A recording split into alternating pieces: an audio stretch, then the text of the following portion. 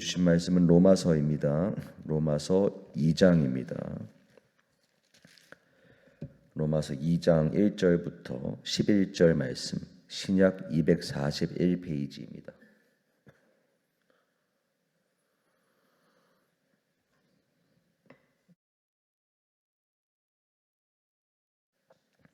로마서 2장 1절부터 11절, 신약 241페이지, 저희가 한 절씩 교독하겠습니다.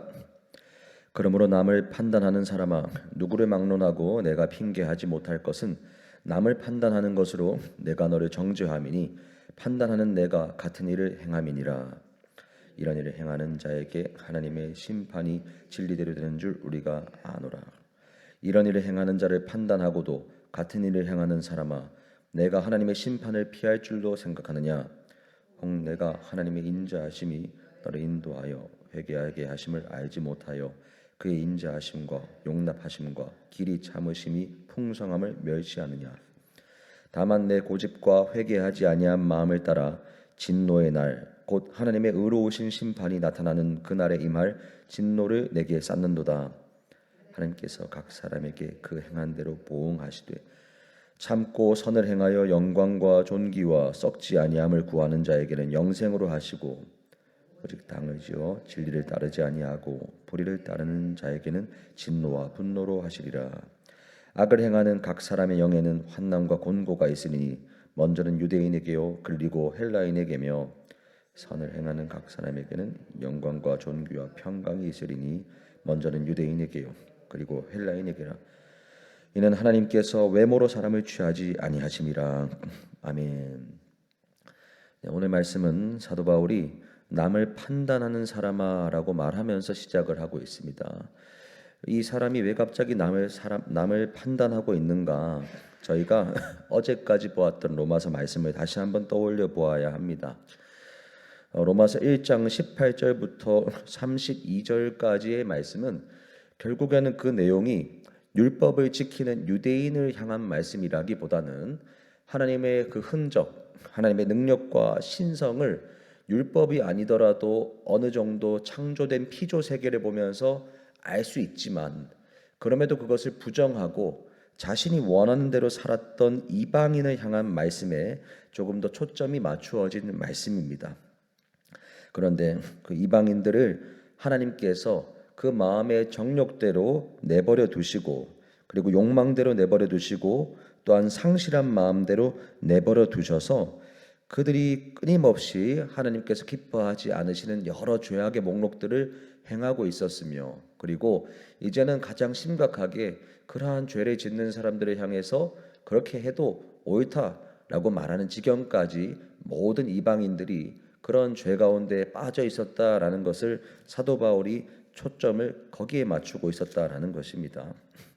그런데 우리가 이 로마서 말씀이 편지 말씀이라는 것을 생각을 하셔야 합니다. 이것이 로마 교회 성도들을 향해서 적힌 말씀인데 첫 번째로는 사도 바울이 로마 교회를 밑바탕으로 하여서 서방의 유럽 세계, 스페인 끝까지 선교를 가고자 하는 그 목적을 가지고 선교를 도와달라는 목적을 가지고 적힌 편지이지만 그러나 또 동시에 로마 교회 가운데 유대인 성도들과 이방인 성도들 가운데에서 분쟁과 어려움이 있었던 것을 해결하기 위한 목적도 또 하나 가지고 있었던 것이 바로 로마서입니다. 로마 교회에 적힌 편지의 말씀이죠. 그런데 한번 생각해 보시기 바랍니다. 유대 성도들과 이방인 성도들이 교회 가운데에서 서로 지금 분쟁이 있고 분열이 있고 어려움이 있는데 지금 사도 바울이 먼저 적어 놓은 이 말씀을 보니까 이방인들이 하나님의 능력과 신성을 보고도 그것을 인정하지 않고 자기들의 죄 가운데로 끊임없이 빠졌고 하나님께서 그들을 내버려 두셨다. 이 말씀을 이방인들이 읽을 때의 마음과 그리고 유대인들이 읽을 때의 마음, 유대인으로부터 비롯된 그리스도인들, 유대교 출신의 그리스도인들이 읽을 때의 마음을 한번 떠올려 보시기 바랍니다. 지금 로마 교회에는 유대인 출신의 기독교인들과 이방 출신의 기독교인들 가운데 분열과 분쟁이 있는데 그들이 이 편지를 같이 읽을 때 마음이 어땠는가? 유대인 출신의 그리스도인들은 사도 바울의 이 1장 18절부터 32절까지의 말씀을 읽으면서 자연스럽게 먼저 어떤 마음이 생기는가? 아, 역시 그렇지. 이방인들은 어쩔 수가 없다. 이런 마음이 들기 참으로 쉽다는 것입니다. 우리 유대교 출신 우리들에게는 먼저 율법이 있었고, 그리고 그러한 율법 가운데 우리는 먼저 부르심 받았고, 우리는 저들보다 더 나은 사람들이다. 이런 생각하기 참 쉽다는 것입니다. 그렇기 때문에 1장 18절부터 32절까지 마치 사도 바울이 이방인들을 먼저 지적하고 있는 이 말씀을 볼 때 이방인들이 역시 잘못된 것이다. 그들을 판단하는 마음이 올라올 수 있다라는 것입니다.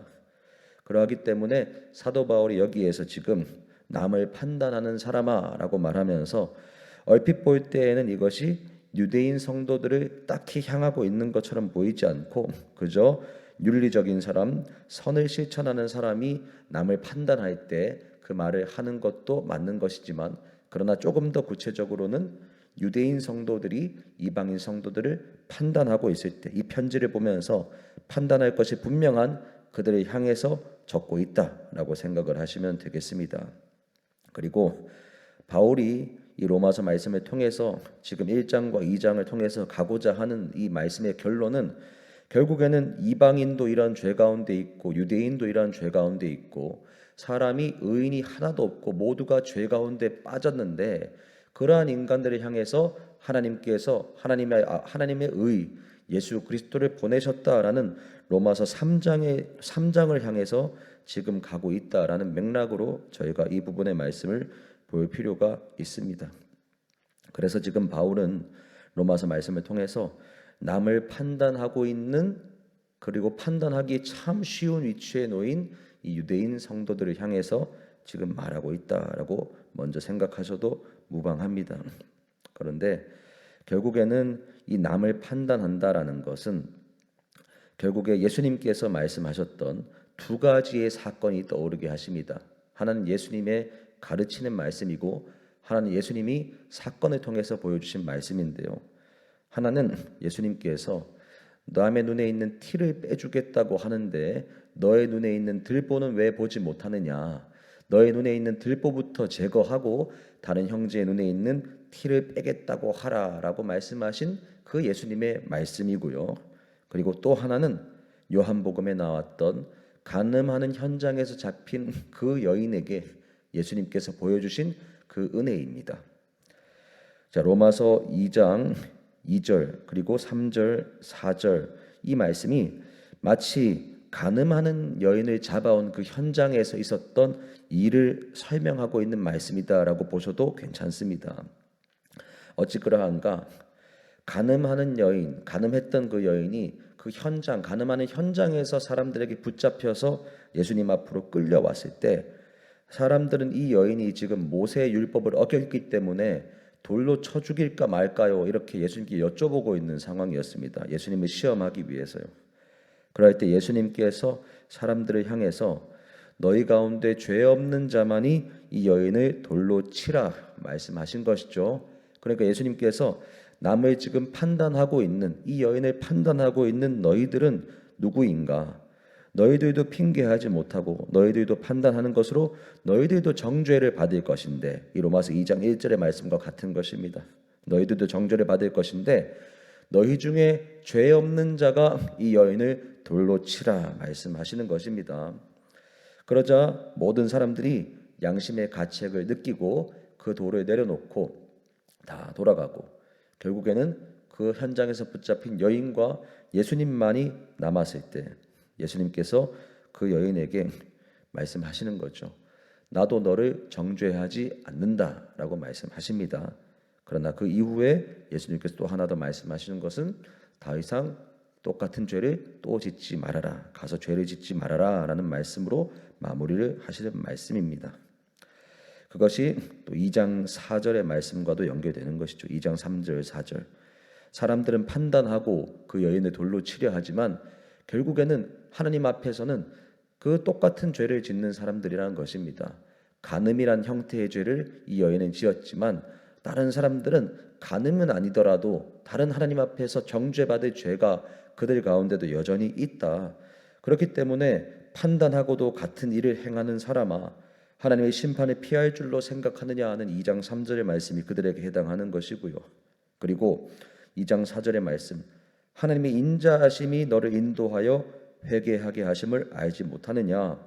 하나님의 인자하심과 용납하심과 오래 참으심과 풍성함을 멸시하느냐 하는 이 말씀이 결국에는 그 가늠한 여인을 둘러싸고 있는 사람들을 향한 말씀인 것이고, 또 동시에는 그 여인이 지금 예수님께로 나와서 용서받고 있는 것 역시도 하나님의 길이 참으심과 오래 참으심, 인자하심으로 말미암아서 이 여인이 정죄함을 받지 않고 용서를 받고 있다라는 것입니다.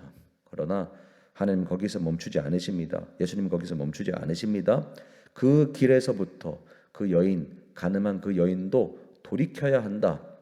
그 자리 가운데 내가 지금 너를 정죄하지 않는다고 죄 짓는 것이 괜찮다는 것이 아니라 그 죄 짓는 자리에서 돌이키고 너도 더 이상 가서 죄를 짓지 말라라고 말씀하시는 것입니다. 그것이 2장 5절의 말씀과 연결되는 말씀이죠. 2장 5절의 말씀입니다. 다만 내 고집과 회개하지 아니한 마음을 따라 진노의 날, 곧 하나님의 의로우신 심판이 나타나는 그 날에 임할 진노를 내게 쌓는도다. 자, 예수님께서 그 여인을 정죄하지 않는다라고 말씀하시고 돌이키라고 말씀하신 이유가 여기 있는 겁니다. 만일 그 여인이 거기에서 용서받았으나 그 길에서 끝까지 돌이키지 아니하고 계속해서 그 죄 가운데 끊임없이 나아갔다면 지금 당장에는 자신을 판단했던 똑같은 죄인들로부터는 살아남았을지 모르지만 완전하게 공의로우시고 정의로우신 하나님 앞에서 결국에 마지막 하나님 앞에 서게 될 때에는 고집과 회개하지 않는 마음을 그대로 가지고서는 하나님의 진노로부터 벗어날 길이 없다라는 것입니다. 왜냐하면 2장 6절의 말씀대로 하나님께서는 그 행한 대로 보응하시는 하나님이시기 때문입니다. 그리고 하나님은 어떤 사람에게 영광과 존귀와 영생을 허락하시는가? 선을 행하는 사람이다라는 것이죠. 그런데 이 선을 행한다라는 것이 무엇인가? 이 선이라고 하는 것이 우리가 방금 앞에서 보았던 이 로마서 2장의 말씀의 맥락에서 볼 때에는 고집과 회개하지 아니하는 마음에서 돌이키는 것이 바로 선이다라는 것입니다. 그런데 고집과 회개하지 아니하는 그 마음에서 돌이키는 것, 이것을 누가 지금 말씀하셨는가? 가늠한 여인의 그 현장 가운데서 말씀하신 분은 누구신가? 바로 예수님입니다. 예수님. 그래서 선을 행한다라는 것은 결국에는 그 말씀을 하시는 예수님과 연합한 인생, 영광과 존귀의 그 주인이신 예수님과 함께하는 것이 결국에는 인간이 할 수 있는 유일한 선이고, 그리고 그것이 썩어 없어질 인간에게도 영광과 존귀와 영생을 허락하는 것이 된다라는 것입니다. 그러나 끝까지 회개하지 않는 자, 악을 행하는 자에게는 환난과 곤고와 마지막에 진노가 있는 것이고, 예수님과 연합하고 동행하는 선을 행하는 사람에게는 2장 10절의 말씀처럼 영광과 존귀와 평강이 있다라는 것입니다. 그리고 하나님께서 판단하지 말아라. 남을 판단하는 사람아, 너도 판단하는 것으로 정죄받는다. 너의 눈에 있는 들보부터 제거해라. 그리고 가늠한 여인을 둘러싸고 있는 사람들을 향해서 너희들의 죄도 생각해 보아라.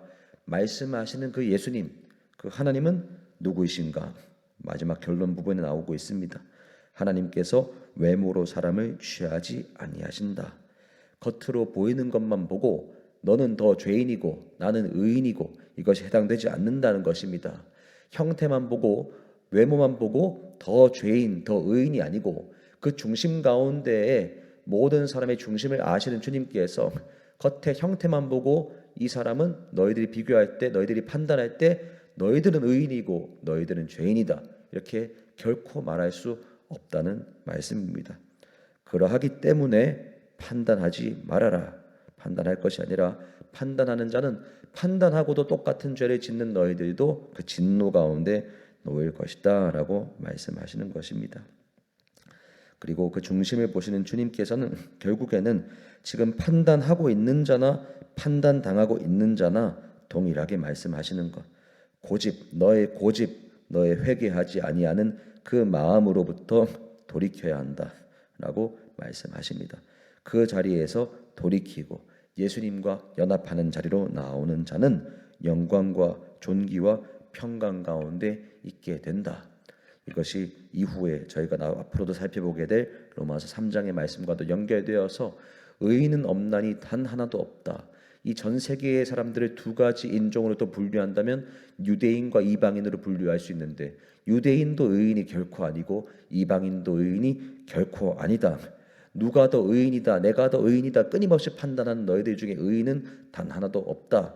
판단하는 너희들은 그것으로 정죄받는다. 왜냐하면 너희들이 생각하는 겉으로 드러나는 그 의로운 모습은 그 중심을 아시는 하나님이 보실 때에는 그 중심 가운데 있는 죄가 해결되지 않고는 결코 누구도 의인이 될 수 없다라는 그 말씀의 진리가 오늘 로마서의 2장의 1절부터 11절까지의 말씀입니다. 사랑하는 여러분, 그래서 오늘도 우리가 이 말씀을 통해서 기억해야 하는 것, 우리 가운데에도 남을 수없이 판단하는 마음이 있다라는 것입니다.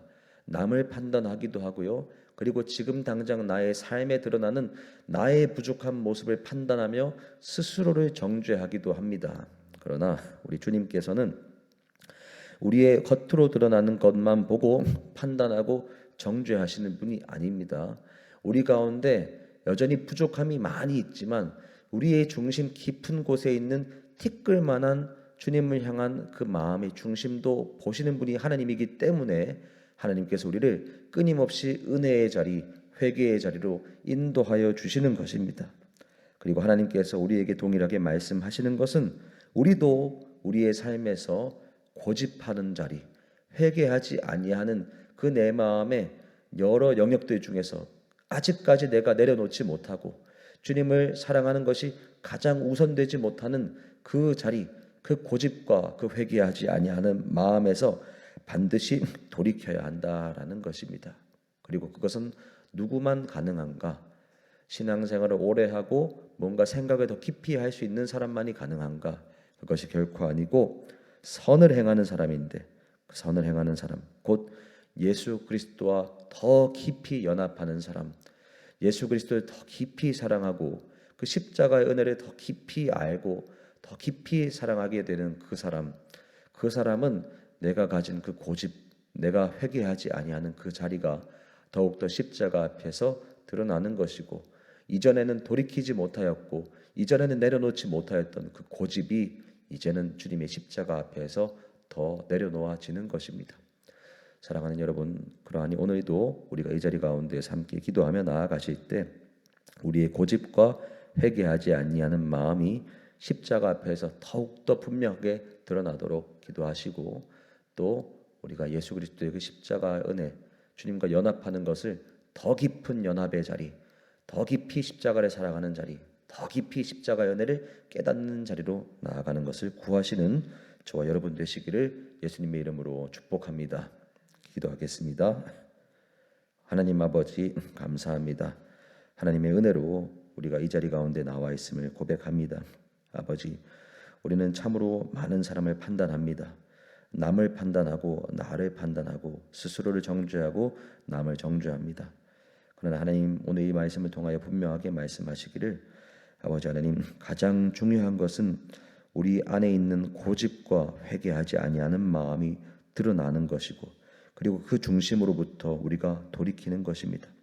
외모로 사람을 취하지 아니하시고 중심을 보시는 주님께서 판단하는 사람의 판단에 따라서 우리가 살아가는 것이 아니라 하나님 앞에서 우리가 선을 행하며 살아가는 것이 가장 중요하다 말씀하시니 선 그 자체이신 예수 그리스도 그리고 그분의 십자가의 은혜 가운데 더 깊이 나아가고 더 깊이 연합하는 우리 모두가 되게 하여 주옵소서.